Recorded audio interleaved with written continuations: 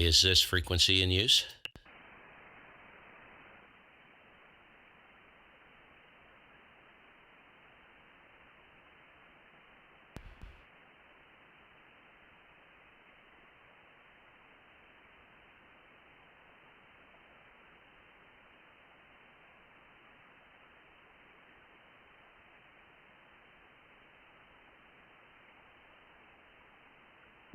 Is this frequency in use? K1GMM.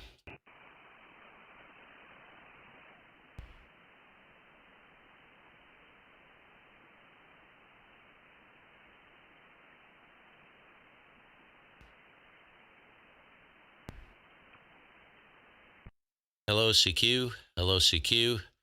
CQ40. CQ40. Kilo 1 Golf Mike Mike. Kilo 1 Golf Mike Mike. Calling CQ. Hello, CQ. Kilo 1 Golf Mike Mike. CQ40. Hello, CQ. Calling CQ from north of Manchester, Vermont. Kilo 1 Golf Mike Mike. Kilo 1 Golf Mike Mike. CQ and listening.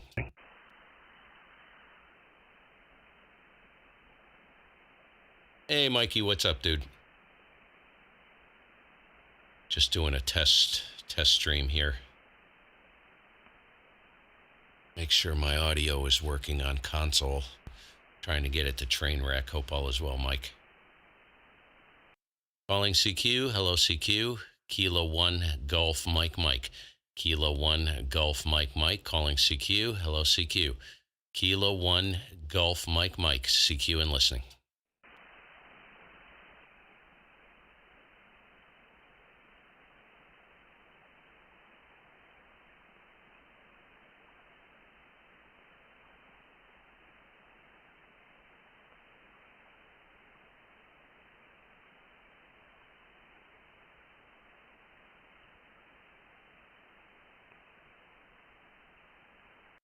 CQ, CQ, Kilo 1 Golf Mike Mike. Kilo 1 Golf Mike Mike. Calling CQ. Hello, CQ. CQ40. Kilo 1 Golf Mike Mike. Calling CQ. Hello, CQ. CQ from north of Manchester, Vermont. Kilo 1 Golf Mike Mike. CQ and listening.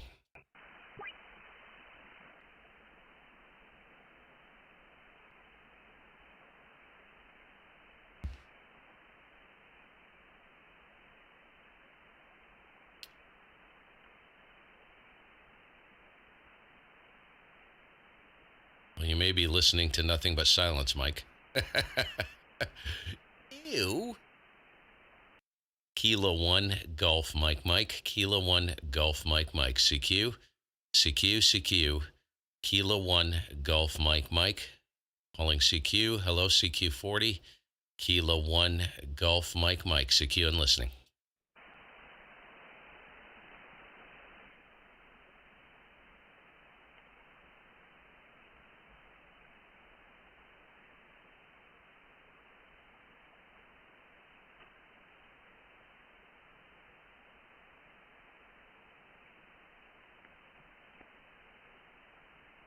See if I can adjust my cameras here.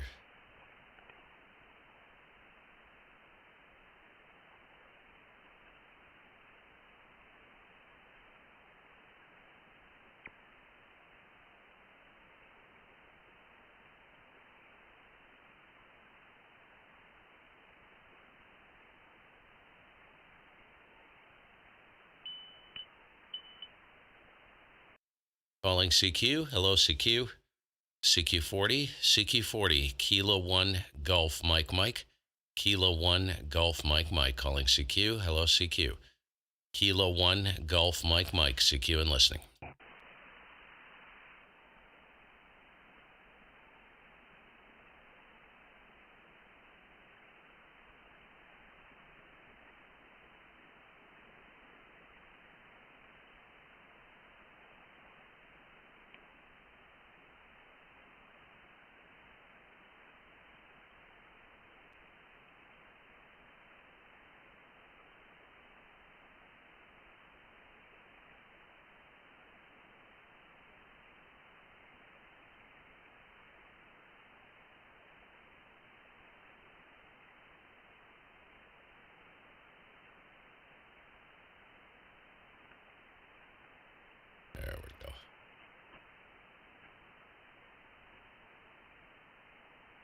Hey, Doug, what's up, dude? CQ, hello, CQ40, CQ40, calling CQ from north of Manchester, Vermont, Kilo 1 Golf Mike, Kilo 1 Golf Mike, calling CQ, hello, CQ, Kilo 1 Golf Mike, Kilo 1 Golf Mike, CQ and listening.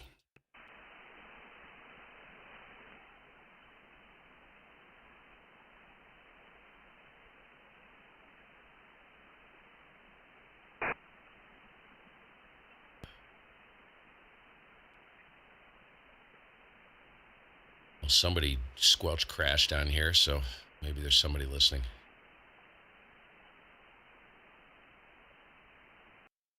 Calling CQ, hello CQ, CQ40 meters, Kilo 1 Golf Mike, Kilo 1 Golf Mike, calling CQ, Kilo 1 Golf Mike, CQ and listening.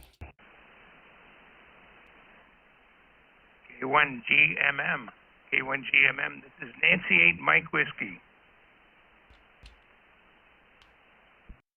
Hey, good morning, Nancy 8 Mike Whiskey. Is this Greg? Nice boat, by the way. I think, yeah, we've talked before. I recognize that boat. I just looked over. It looks like we've worked. So, yeah, good morning. Good to hear you. Name is Steve over here in Vermont. And good signal. Wasn't looking at the S meter, but armchair copy there. Over. Okay, Steve, very good. Well, I'm my station is in Pennsylvania, as you probably know, but I'm operating it remotely from Cocoa Beach, Florida, here in on the remote operation. So, how copy, Steve?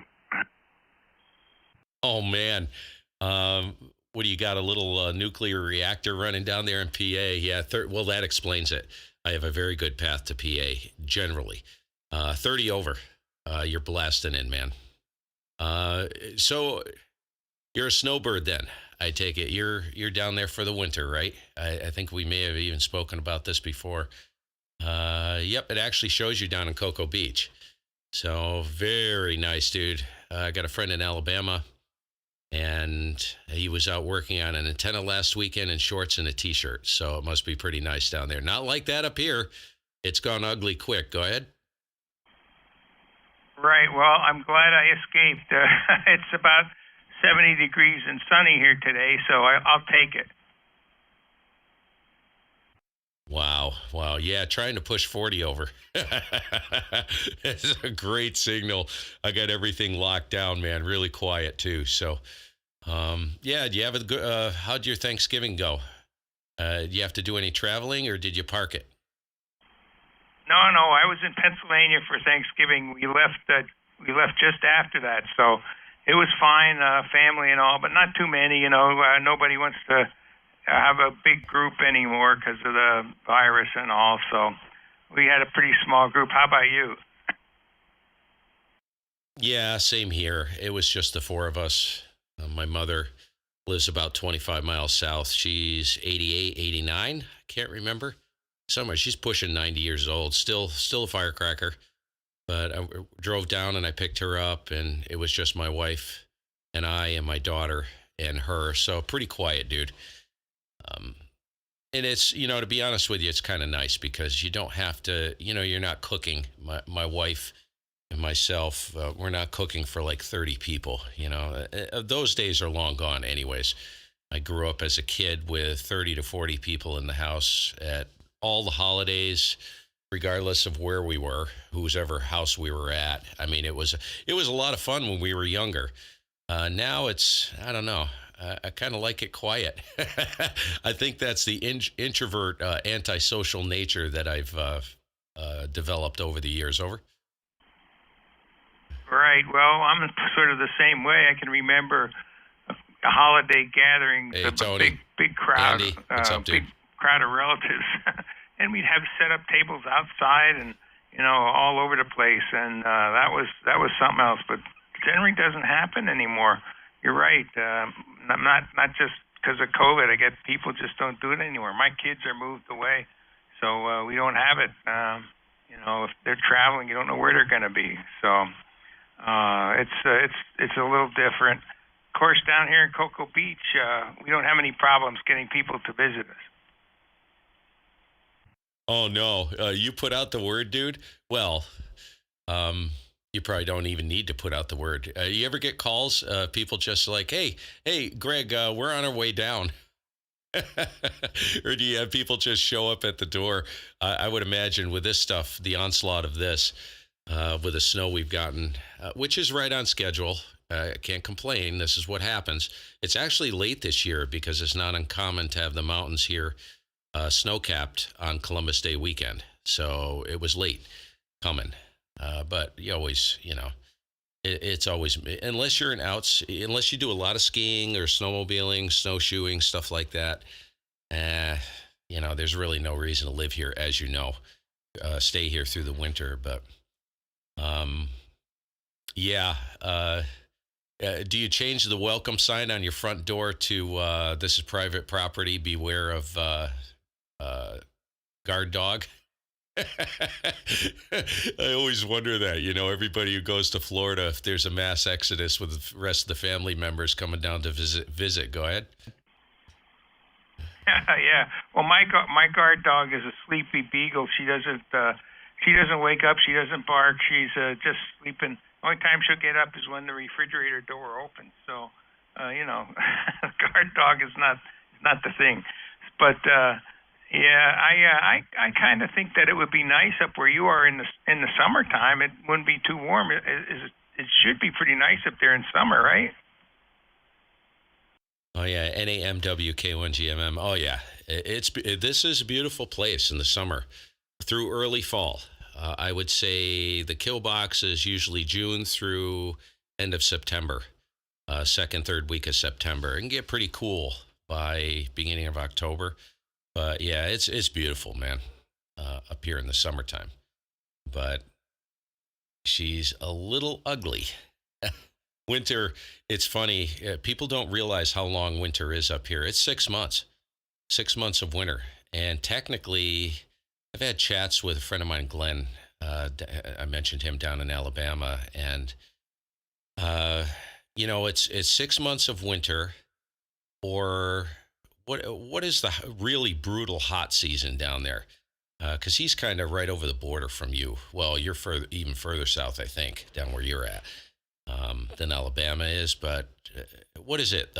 2 months, 3 months of brutality of that real brutal heat. So you got about, I think, you can correct me, I think it's about half of what we get for the brutal weather up here. So I've often thought to myself, well, shoot, where do you always ask, where do you go from here? Well, yeah, every year I ask myself that question, and I'm actually starting to flip my lid, dude. And I normally don't flip out until April. And I've already kind of thrown my hands up in the air and said, what the heck am I doing here? Now, that is really bad, man. This is going to be a long winter. I've got to find some stuff to do. Over. Oh, yeah. Well, 6 months of winter, that's a bit much. Even in Pennsylvania anymore, winter is really only severe during January and February. We may have a little snow in December and maybe in March, but the crucial months are January and February in Pennsylvania. Now, here in Florida, it gets too hot for me starting in May. About the middle of May, it starts to get unbearable for me. I don't like anything over 90. And from middle of May to about middle of November, or maybe the end of October, it's too hot for me. So I head north. But anymore, Pennsylvania isn't that much cooler. You have to go north. You have to go up to where you're at, up in Vermont or New Hampshire. Hey Gary, or Maine. how you doing? W9PPY. Get any cooler? Good because to see you. Pennsylvania can have its really brutal days too. Not a lot over 90, but close to it. And anything over 80 is even too much for me. So summer here is a long time. And if it were up to me, I'd spend most of the summer in Maine. And I'd love to have a place in Maine there, Steve, K1GMM N8MW. Yeah, is there anybody else listening that would like to jump in that can hear both of us? I'll drop the key quick before I respond there. Greg?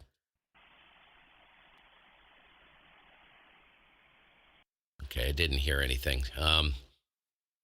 Well, that's interesting. Two quick. I can't remember from the last time we chatted. Is your boat? Where's your boat at? Do you keep that big fly bridge? Is that up here? And I'm assuming it's dry docked at this point. If it's up here, that's the first question. Maine, man, dude. Maine coast is one of my favorite areas of any part of the country. I've been all over the country. I've been on the West Coast. I've been through the Midwest all the way down to New Mexico, Pacific Northwest, Alaska, all of Canada, over to from BC all the way across over to Manitoba, Saskatchewan, that area.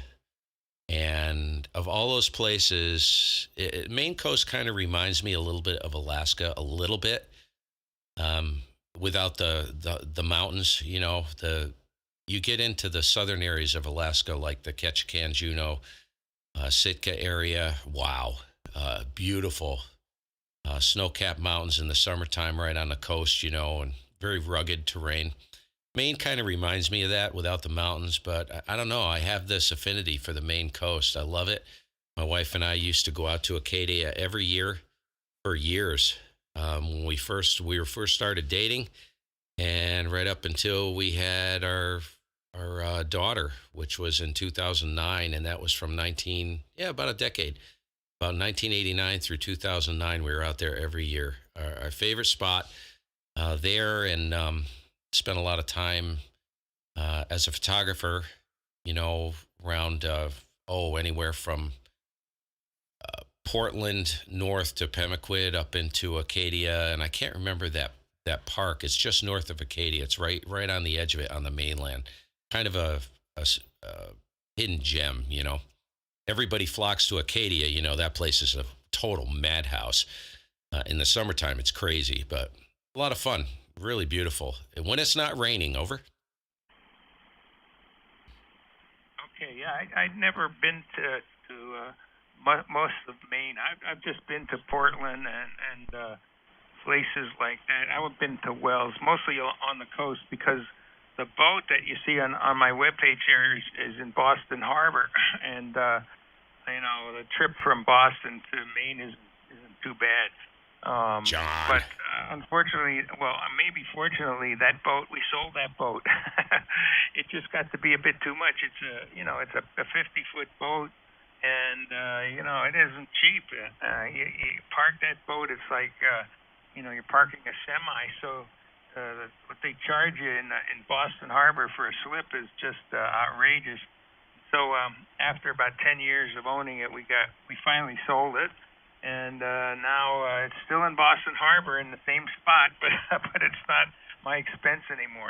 So that's a good thing. But I kind of miss it. I really enjoyed that boat. It was a 50-foot Hatteras, big old boat from '66 or '65. We're not exactly sure. It had both dates on some of the parts of it. But it was a really a huge boat and a lot to take care of. We did a lot on it. We changed both the engines, and we rebuilt everything in it. So it was a lot of work. My son and I did it. It was a lot of work, but after a while, it just got too expensive to keep it there because there's a shortage. Even now, there's a shortage of big slips in Boston.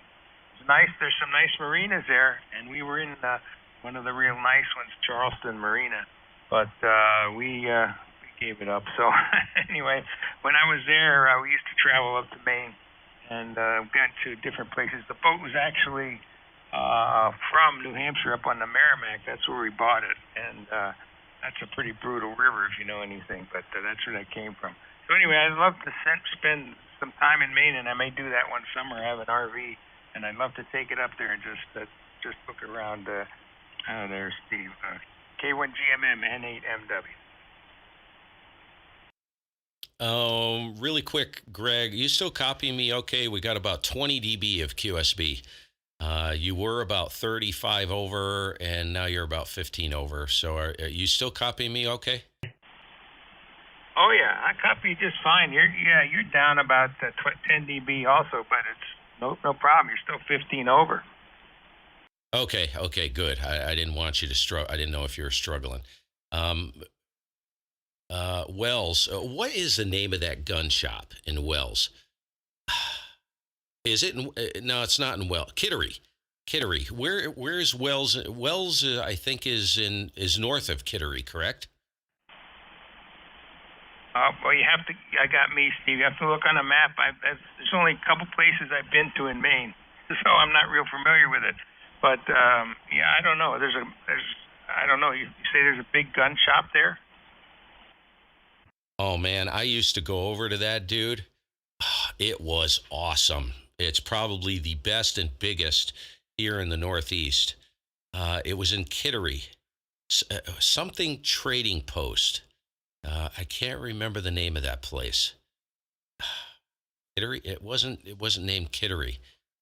I don't think it's down. It's right in the southeast corner, right over the Mass New Hampshire border. It's right in that pocket, in that little spot right there. Um, the boat thing, dude. You want to? Yeah, that thing. I would imagine that costs a little bit to run it, and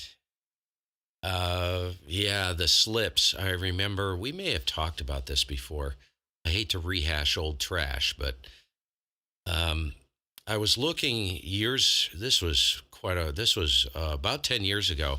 I was looking at a place on Lake Champlain called Westport. I think it's called Westport Marina. Killer marina, man. They had live entertainment Thursday through Saturday night every week. Wi-Fi at every dock. It was really tight, really well-run marina, really nice. And I was looking at getting into like a 30, 33-foot sailboat, nothing crazy, and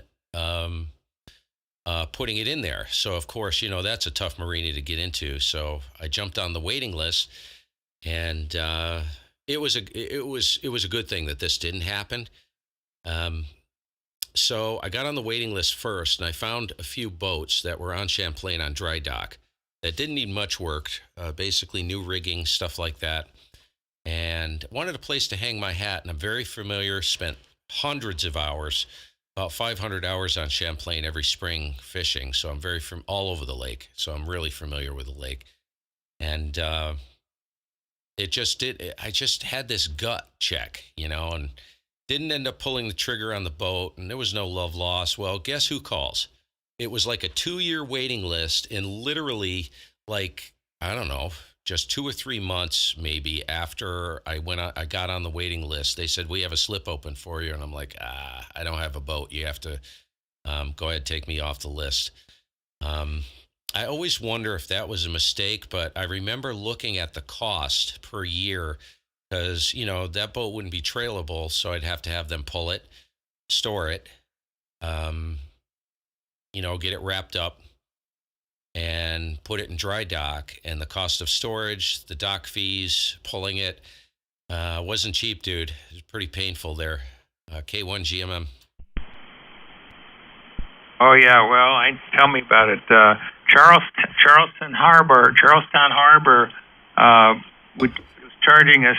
It was $1,500 a month, and you had to rent it for the whole season, which they claim was from May through November.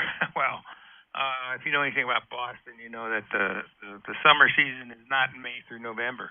But they made Listen to that sign rapid up for 6 QSB. months, That's crazy. $1,500 a month minimum, or you could sign up for $1,500 a month for the whole year, which we ended up doing because It's just taking a pulsing in 50-ton and boat out. out of the water is It's no easy thing crazy. to do, and it costs almost as much to store it in dry docks and haul out and haul back in. That's you're talking $1,000 a shot. So it just got to be too much. And on top of that, they would charge us. We had electric hookup, of course, but they would charge us 40 cents a kilowatt hour for electricity and Wow. everything else. They slapped all kinds of things on top of it, so it just got to be too much. But anyway, it sounds like What's up, Eddie? you're a sailor. Um, the power boat, the Hatters was a power boat, obviously, and it would get 1 mile per gallon. That's what our mileage was, 1 mile per gallon. So at $4 a gallon, you can't go very far, even though we had a 700-gallon fuel tank. So filling that up, you're talking $3,000. Just you don't want to do that too often. Wow. 700 gallons. I had a center console that had a 55-gallon tank in it, and I used to leave it down in the Stonington, Connecticut area. We used to do a ton of fishing down there throughout the summer. Self-employed since 1989, and I had a lot of time throughout the week. So I'd spend about 3 days down there every week, about 700 hours a year down fishing, all light tackle. Had a blast, absolute blast. But even a 55-gallon tank, dude, that was just, I had to give it up. I couldn't do it anymore. I sold the boat and everything. I was like, this is crazy. Hundreds of dollars in fuel per week just to run that thing. And it did pretty good. It wasn't a big boat, but good heavens.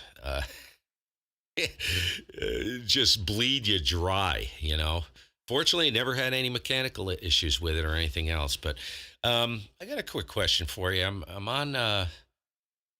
looking at the pan adapter. What are you running? Are you on like an Apache or something? Because you have virtually no IMD, zero IMD. Not sure what you're running there for a rig there, Greg. You probably told me last time we chatted, but I can't remember. Go ahead. Yeah, it's a 700D. That's 700 DLE. That's the one that I've had. Are you running a 200D? Are you still running that? No, I'm actually on the 7300 today. I still have the 200. I've been playing with this thing, and I'm running a good quality SDR dongle as the front end, running SDR console on the front end of the 7300. I don't use the front end of the 7300. So the receive, it's very similar to the Apache. Very, very quiet, insanely quiet on the front end. And the dongle is basically the equivalent of like a flex front end. So it's very good, But, geez, how the heck did you get? I thought Apaches, I haven't tried this. I thought Apaches were difficult to remote. I'm curious how you're doing that. I think natively they're a little bit more complicated, right? Or am I completely off the rails on that one? Go ahead.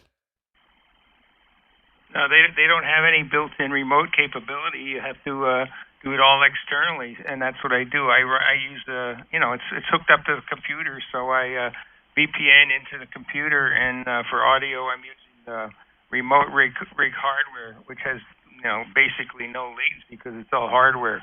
So and that only takes those two things, and that's how I do it.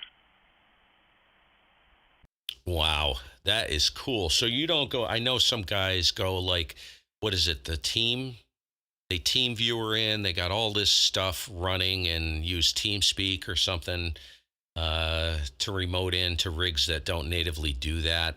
So remote rig, I think I've seen that online. So that's just a piece of hardware, it sounds like, that goes in.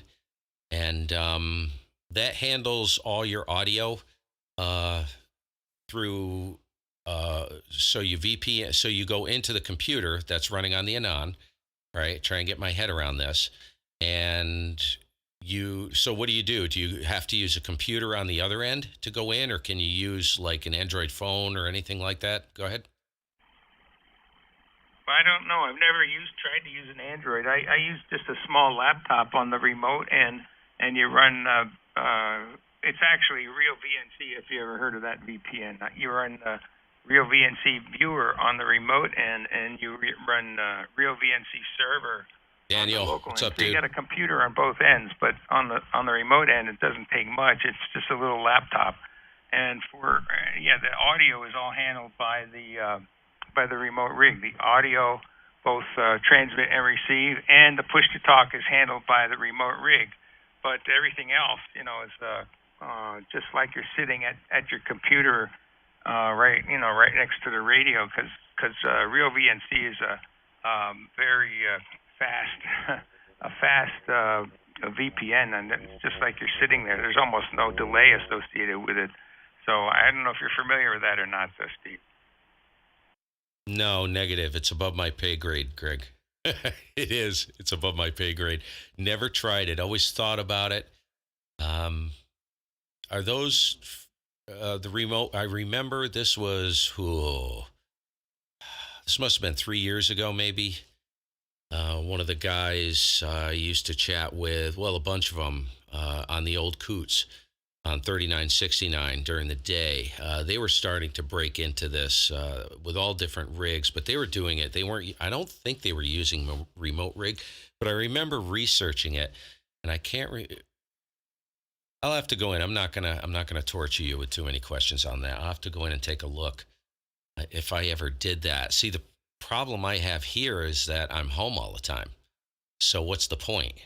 Now, I do talk to a friend on 80 meters in the mornings, and he runs a flex, and he's got his little, Maestro thingy, and he sits up in the living room in the morning, and we yap his rig's down in the shack, and he just runs, I think it's a Bluetooth microphone or something into the Maestro. And I always thought that would be kind of cool. At least if I wasn't going to run the radio, I could listen, on something like that. So, but, I don't travel.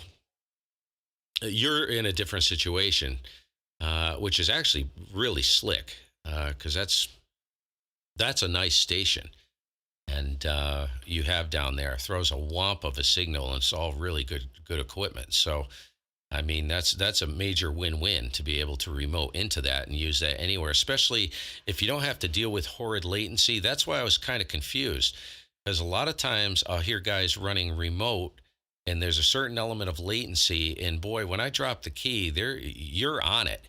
So what you're hearing on your end, there can't be a lot of latency because you spank that key pretty quick there. Over. Oh yeah, well that's what I liked about the remote rig. It's all hardware, so there's no software involved with it except the built-in firmware, and so that's why it's so quick. And Real VNC is also that quick on the VPN side.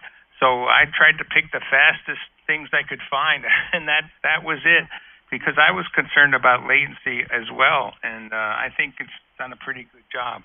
Of course, Flex, your friend with the Flex, the Flex has got remote built into it, so you can use the Flex with just about anything on the remote end. I know they have software that runs on Android and on iPad and everything else, so that's pretty easy. But there aren't many people I know that are remote that use the setup that I have. Although I can't figure out why, because it's a really good one, I thought. And of course the remote rig hardware isn't exactly cheap. You need two of them. You need one piece at the remote end and one at the local end, and they're about $400 each. So that's a little bit to sink into a remote. But I think it's worth it. It works really well. Go ahead. Oh yeah, the latency thing is the killer, and that's solved with that. So you're the first person I've ever talked to. I know there's a lot of guys using those, but you're the first person that's ever explained it that I've actually talked to. And what I've noticed, like I said, no latency. I'd swear you were sitting right at the physical station. So yeah, very cool. Geez, it was, what was I going to ask you? How much, so what are you running for an amplifier? I'm going to interrogate you. I hope you don't mind. So, you're not running barefoot, are you? You can't be running barefoot when you were pushing almost 40 over. Good God. So I'm assuming you got an amplifier running, and that's all. You can light that up, and you can control that all via remote as well. And what antenna have you got out there, Greg? Go ahead. K1 GMM. Hey, anytime we can get Greg out of Pennsylvania is a good thing. Oh no! Oh, no kidding! Hey, I can't get you out of Jersey anymore. Yeah, but I can hear you today. Hello, Steve, and I think that's Steve, and hello, Greg, K2BU. Hey, what are you doing, Captain? Yeah. Good morning. Are we still at Yeah, no. Good afternoon. Chaz, good to hear you. Go ahead, take it, and push it back down to Greg. What are you doing? And Greg can answer the questions if he can remember. It's not that important, man. Nice to hear you. Yeah, I'm recovering. I'm getting my voice back. I had a sore throat. Nothing serious. Just I sounded a lot worse than I feel, but I'm doing okay. Go ahead, Greg. Pick it up. K2BU. Hey, K2BU, N8MW. Oh, well, I'll answer your question, Steve. My amplifier is the Anon 4000A, and it's an auto tune. It remembers, the settings, and then it'll get the frequency from the radio and then auto tune to the settings, the stored settings, whatever frequency you're on, and that's feeding a dipole, 3/2 wave dipole. It's 180 feet long on 40 here, and it's up about 80 feet. So that's what I'm running, Steve. Go ahead. It's an OM power, not an Anon. I've never heard of that. I didn't know Anon made amplifier, so it's an OM power. Okay.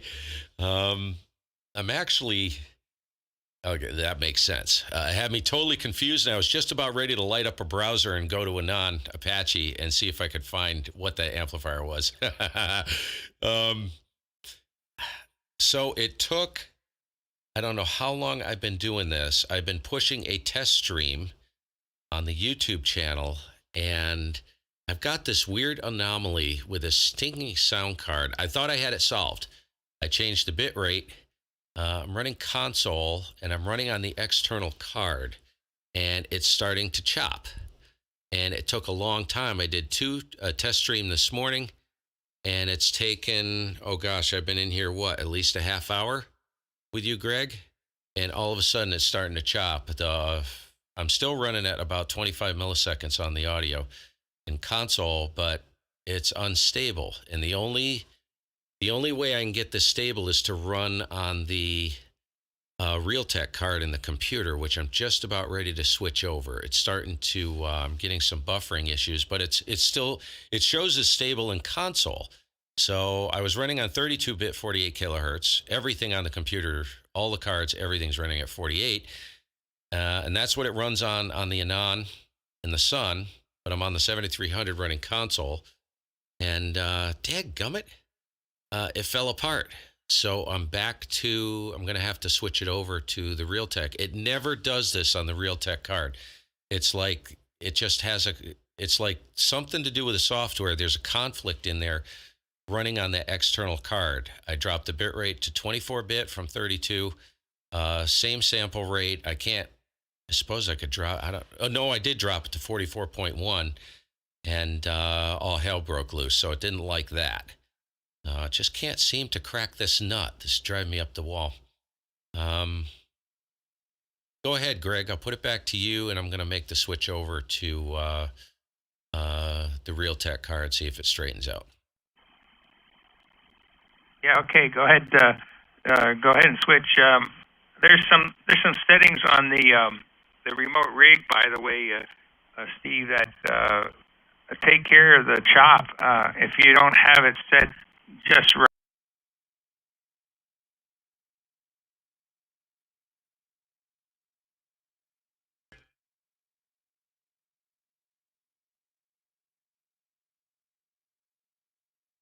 And I had to play with it quite a bit in order to do that, but I finally got it set up where it's working well. But anyway, let's see. Anon, did I say Anon amplifier? Yeah, right. I didn't know they made one either. Anyway, Charlie, how have you been? What you up to? I haven't been on much. I haven't heard you. Oh, I've been around. We're the normal skids in the afternoon, but a couple of days ago I started to get a scratchy throat, and my voice went crazy. I'm feeling okay. I feel better today. I'm getting my voice back.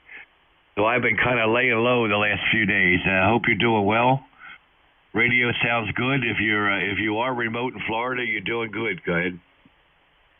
Oh yeah, I'm remote. We've been here about 2 weeks, Charlie, and I played around with the audio on the remote a little bit. I hope I got it set up pretty well.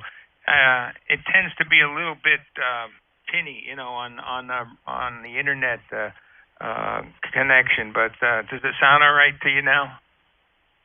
Yep. You sound normal to me, and the levels are just right. Not too much audio, and the pure signal's working fine. Everything you got going fine right now. Go ahead. Yeah. It took a while. By the way, I haven't looked recently. Is K7 still the latest? Roger.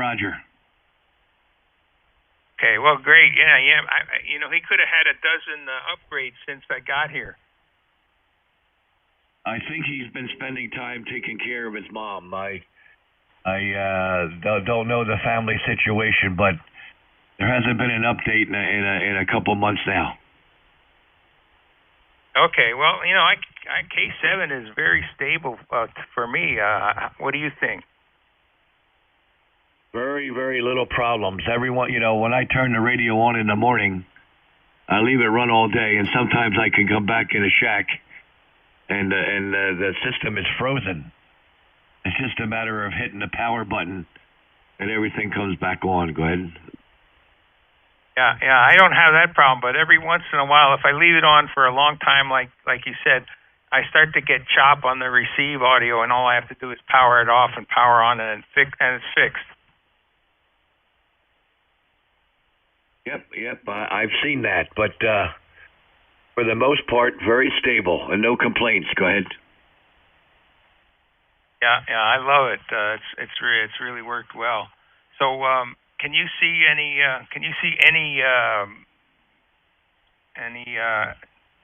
extraneous signal on mine, or how far down am I?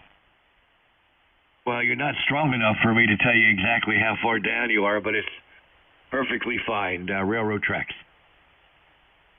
Okay, yeah, I can see you're only about 40 dB above my noise level. I don't see anything on your signal. Well, I hope you don't. I am running the KPA 1500 today with the built-in coupler, from Elecraft, so it should be doing a good job. Oh yeah, well, you don't always use that internally. You sometimes just use the KPA coupler. Sometimes you just run on the internal and it still works.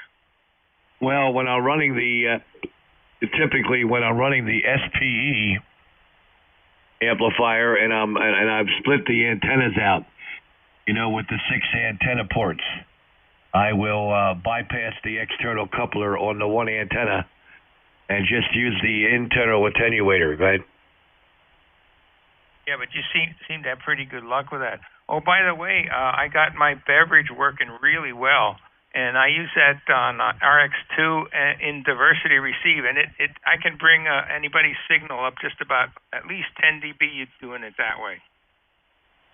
I don't run diversity that often because everything's quiet here. So when I'm listening on RX2, they are the beverages. Go ahead.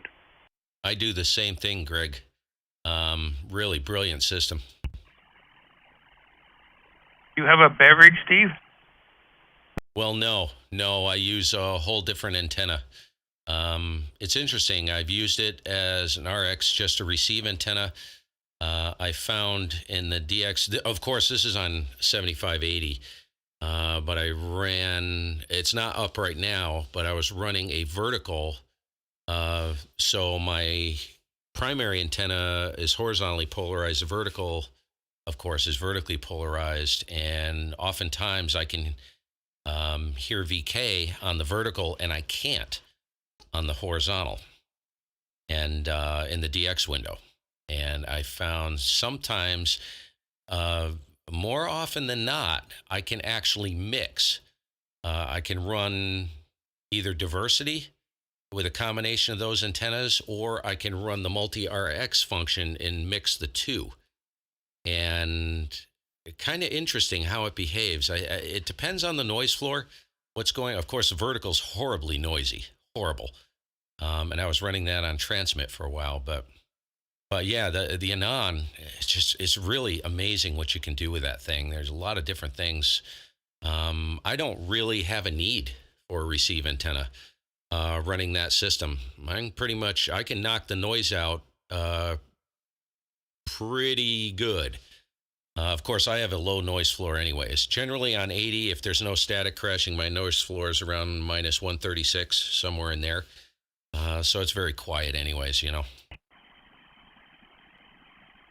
Yeah, that is really quiet. What's your noise level here on 40, Steve?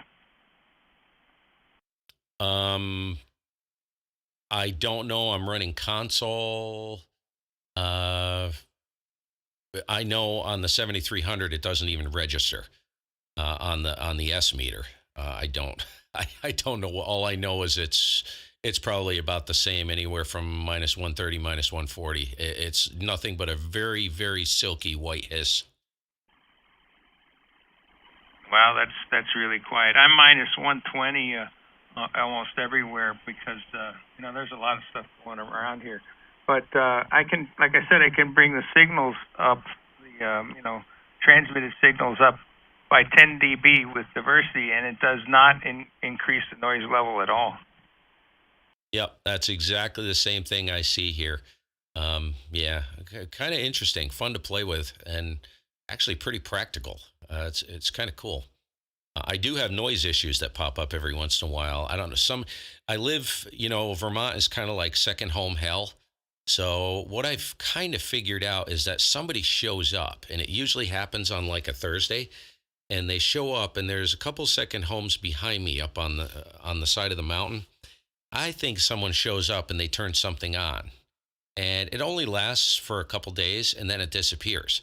It's just like boom. And I've been sitting here at the station, and all of a sudden, wham! It's like someone turns on a switch, and it is nothing but a bunch of humps across the pan adapter, and I can pretty much knock that completely out. It's gone, and without suppressing the audio, which is kind of nice. But the antenna, I've done a lot of playing with the antennas, and I think it's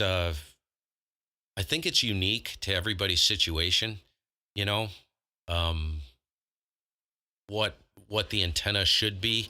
I know some guys run two flat tops. Some guys cross polarize them.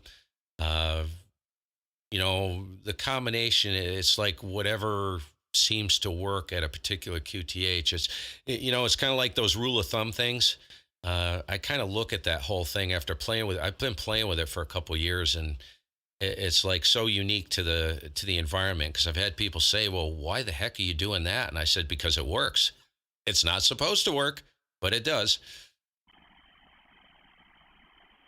Oh yeah, that's interesting, Steve. I have the same situation with the noise popping up every so often, and it goes for a couple days, and it'll go away, and it has bumps.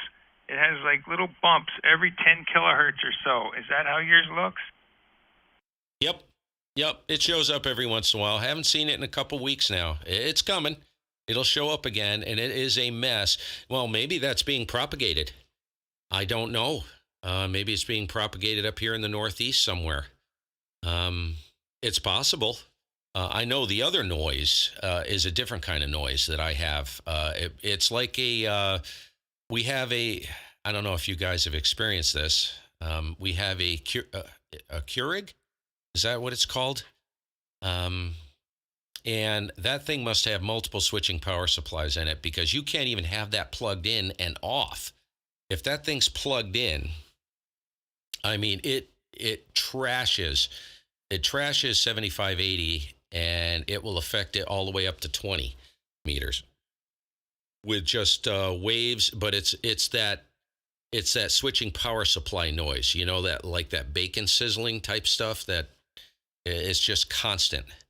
That's the other noise I get. But the humps I've seen, I'm almost wondering if that's propagated, Greg. K1 GMM. Go ahead, Chess.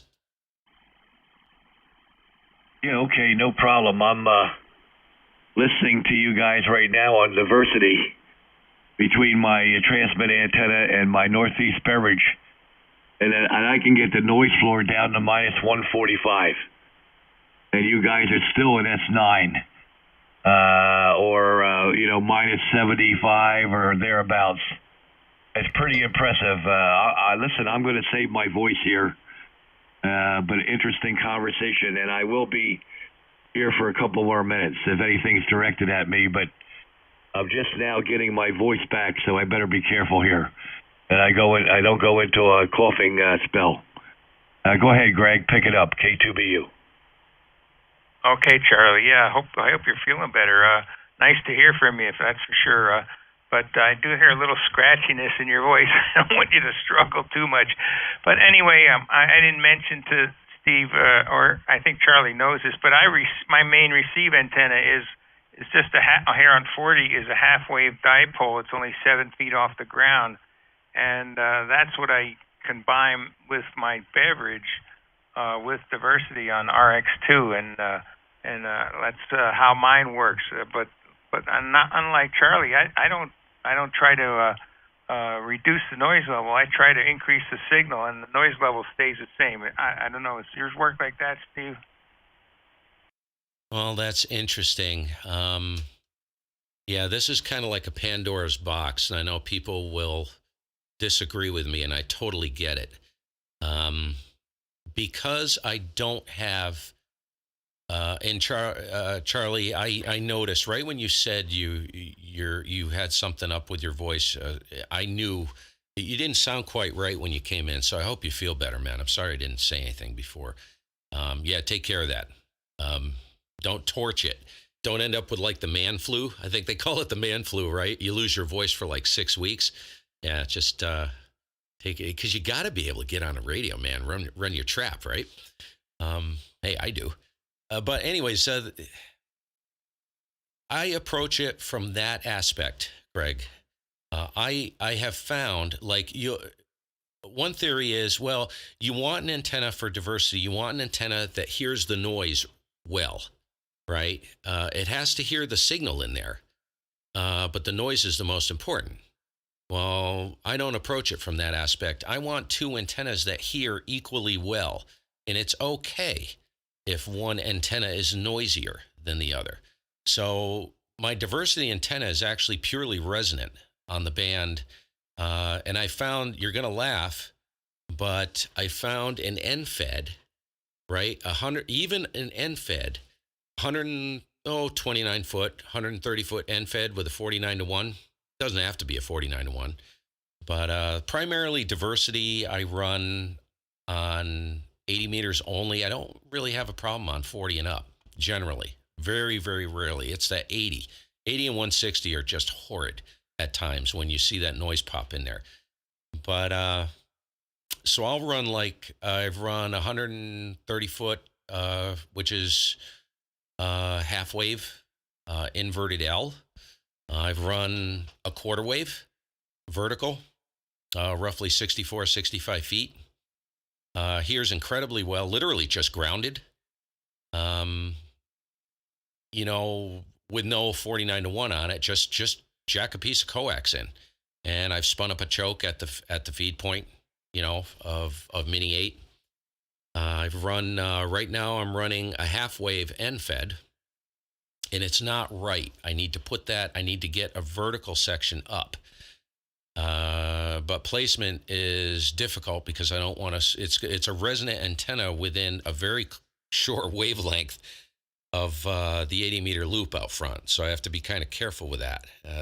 If you can place it in a null, that works really good. But boy, I'll tell you, if I can get that signal up, yeah, it may be 5 dB. 10 dB down from the primary transmitting antenna. That is a lot of signal on a 20 over 30 over signal on the primary transmit antenna. So if I'm, let's say a 10 over, I'm receiving a signal anywhere from an S9 to a 15 over on the antenna I'm using for diversity. Oh man, dude, you can mix those either with a multi-RX or light up diversity, and I'll tell you, it is crackerjack. I've seen. I got to demo it at some point and put a video up because when you look at the meter doesn't move much, but when I kick it in, it's like the audio going from the noise doesn't increase, but the audio goes from like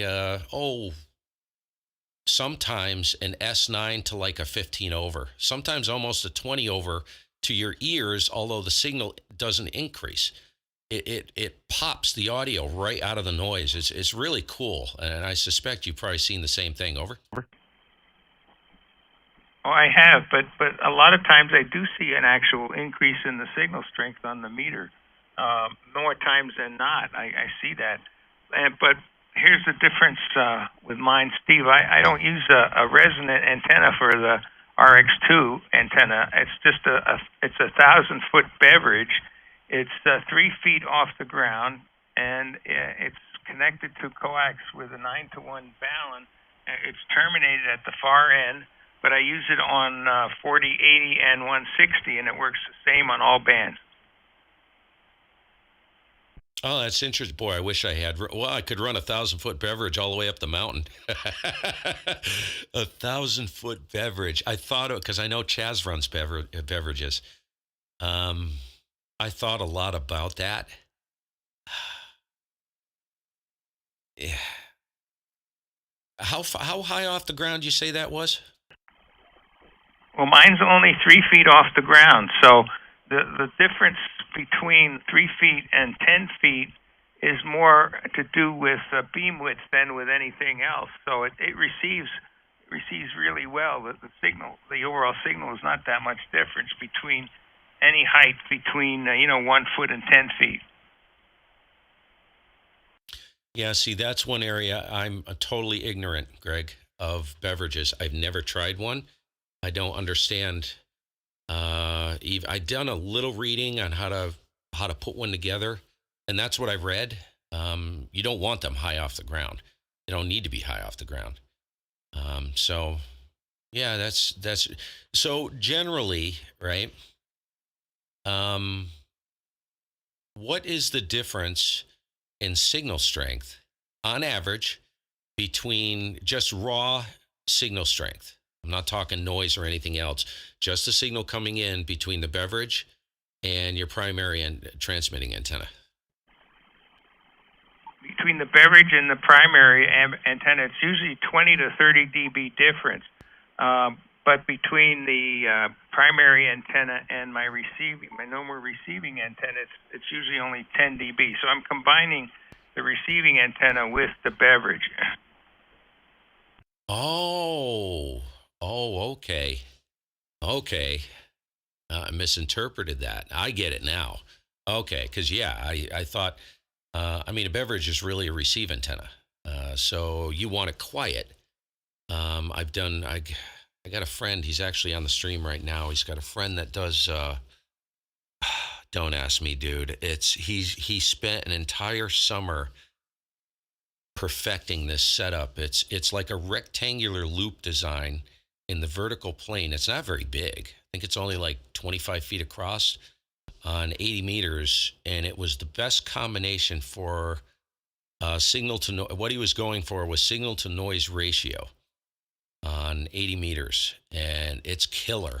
It used to be on his QRZ page. Can't remember his call sign. He's out in, I think he's out in the Midwest somewhere, out towards John, NALC. He's in Lansing, Michigan. But this guy, he's got this, I can't remember. Yeah, I can't don't ask me how it's configured. It's got a special matching network on it.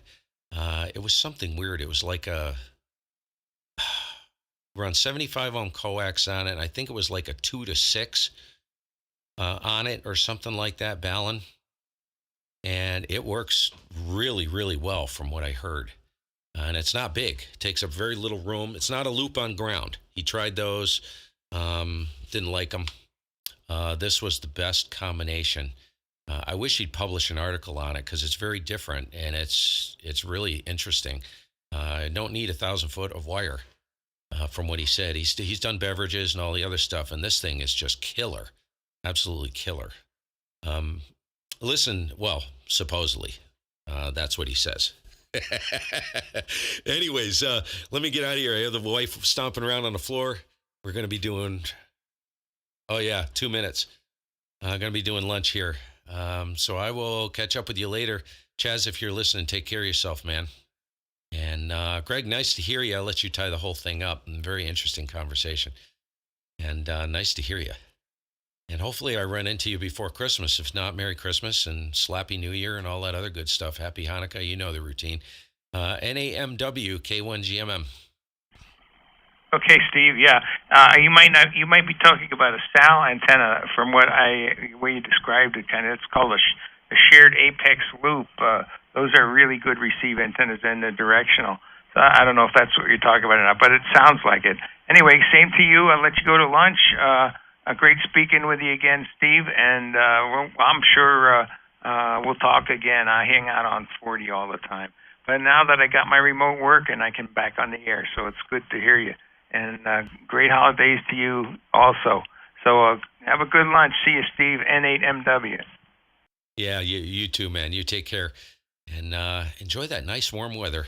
Yeah, we'll run into, I got to spend more time on the radio, get in on 40. I used to spend all my time on 40 during the day, and usually I'm hovering around. Even if I'm doing something down here on the computer, I'm always listening on 40 to something. So we'll see you later. During the day.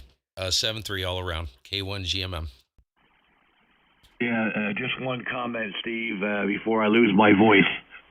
I have 3 beverages up. My northeast beverage is 1,100 feet long, and on your signal today, there's only 5 dB difference between the transmit antenna and the receive antenna. They're 8 to 10 feet off the ground. No preamp. And occasionally the difference could be 10 to 20 dB. But today there's only 5 dB difference between the beverage and my transmit antenna. Steve, go ahead. Wow, that's really good. See, that's what I'm looking for. That's what I'm looking for. And I really would rather not put stuff up in the air. And I have to be very careful because I have beams on 40, 20, all full wave loop beams. 80, I've got a second loop going up, so I'll have a beam on 80 probably by the weekend. And I got to be very careful. I'm on a rectangular plot, and I got to be careful where I put stuff because I had an issue with the detuning of the 40-meter array out back, so I had to pull that antenna, skewing it severely. So, yeah, I got to come up. Is there any resource that you would recommend going to? I've got a whole mountain behind me, dude, and I got a whole roll of coax. I can stick something I can probably put something on the north hill, out on the north side of the property, and I can run it. I got a 4,000-foot mountain behind me, so putting wire up there is not really an issue. I could snake it through the woods, you know? Absolutely. Just Google beverage receive antennas, and there's a ton of information. I can't get into it now because of my voice, but the reason why they're 8 to 10 feet off the ground is so the animals don't get, the deer don't get their antlers caught in them, and they don't trip over them. So having them 8 to 10 feet off the ground is very effective, guys. Yeah, cool. Okay, very good. Yep. Yeah, I'm gonna have to poke around in there and do a little bit more research because that's important. Especially on 80, 75, 80. Don't usually have a problem on 40, but that band is just such a difficult band for me. And where I live as well. I'm deep in a hole, way down in a hole. So I need stuff that's good to hear. I need to be able to hear. Anyway, we all do, right? We'll see you later. Take care, Chaz. I'll be around. Maybe later on. Maybe if I hear you on 75 and your voice is rested, I'll jump in and say a quick hello. Yep. No, I'm 3. She hasn't stomped on the floor yet. H&R stomping stuff, so I'm sure she's going to. We'll see y'all later. 7-3. I'm out of here. K1GMM. Yeah, I feed all the beverages with RG58 and a 9-to-1 transformer. But you'll find that when you read the information. I hope to be on at 3 o'clock at a normal frequency. I catch you guys later. K2BU. Yeah, you take care, man. K1GMM. Just for information, guys, the best detailed description of beverages I ever found was in that DX receiving antenna book that Lou told me. Lou mentioned the other day, which I had, Charlie. So that has a really good description of it and how to feed it and what happens when you change the height and length and all that. Just for information. N8MW. All right, you guys on the stream, we'll catch you all later. Well, that was a bust. That was a fail on the sound card, so it looks like you have to run on the speakers. I am completely out of options on SDR console, so at least on my end, it does not like the M audio card, and I have to run on the speakers, Realtek audio speakers. If you're not running an Anon or an SDR and you don't need the M audio dedicated driver in there, I know it will run fine on the M audio card if you got the driver. Let Windows assign a driver to it, run with it. It'll run forever like that. But that M audio driver is problematic. Anyways, we'll see y'all later. 7-3. Thanks for stopping in. It's kind of an intriguing stream.